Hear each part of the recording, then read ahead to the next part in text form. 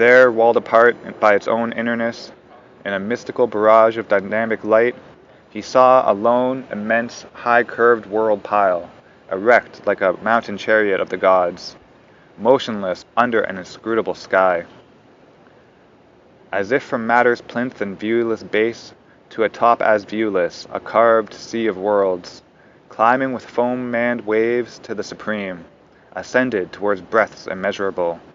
It hoped to soar into the Ineffable's reign. 100 levels raised it to the unknown.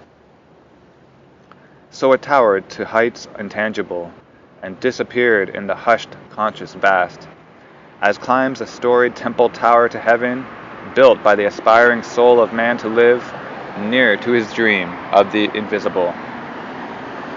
Infinity calls to it as it dreams and climbs. Its spire touches the apex of the world.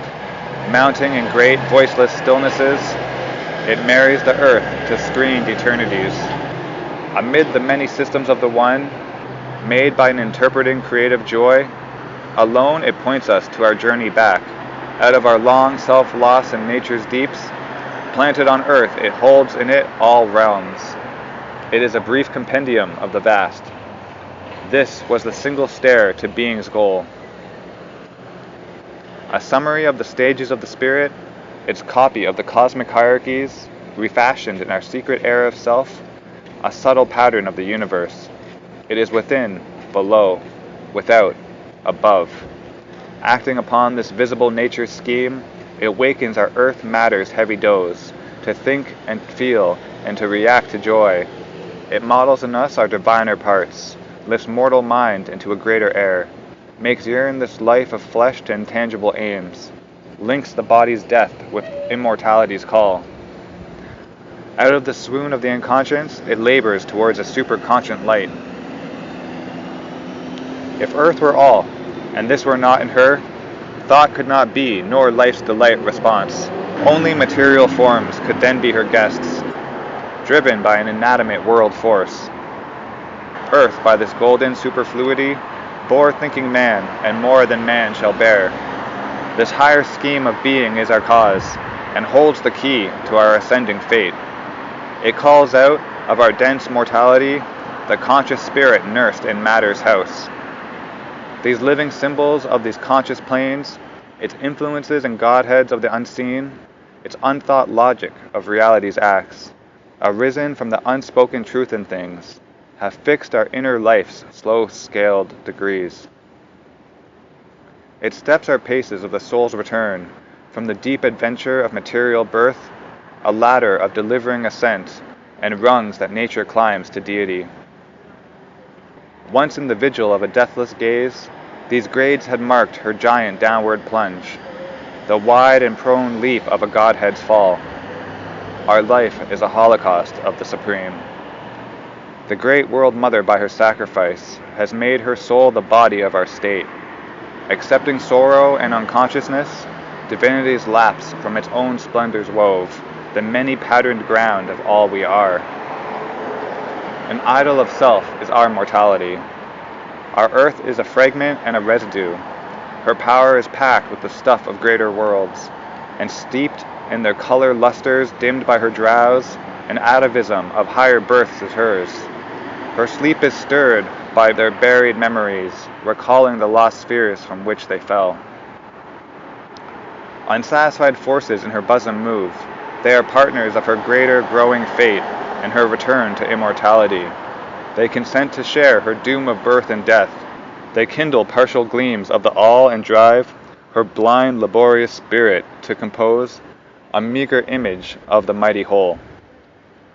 The calm and luminous intimacy within approves her work and guides the unseeing power. His vast design accepts a puny start, an attempt, a drawing half done is the world's life. Its lines doubt their concealed significance. Its curves join not their high intended close. Yet, some first image of greatness trembles there, and when the ambiguous crowded parts have met, the many-toned unity to which they moved, the artist's joy shall laugh at reason's rules. The divine intention suddenly shall be seen, the end vindicate intuition's sure technique. A graph shall be of many meeting worlds, a cube and union crystal of the gods. A mind shall think behind nature's mindless mask, a conscious vast fill the old dumb brute space. This faint and fluid sketch of soul called man shall stand out on the background of long time, a glowing epitome of eternity, a little point reveal the infinitudes. A mystery's process is the universe. At first was laid a strange, anomalous base, a void, a cipher of some secret whole, where zero held infinity in its sum, and all and nothing were a single term, an eternal negative, a matrix knot. Into its forms the child is ever born, who lives forever in the vasts of God. A slow reversal's movement then took place. A gas belched out from some invisible fire. Of its dense rings were formed these million stars. Upon earth's newborn soil God's tread was heard. Across the thick smoke of earth's ignorance, a mind began to see and look at forms, and groped for knowledge in the nescient night.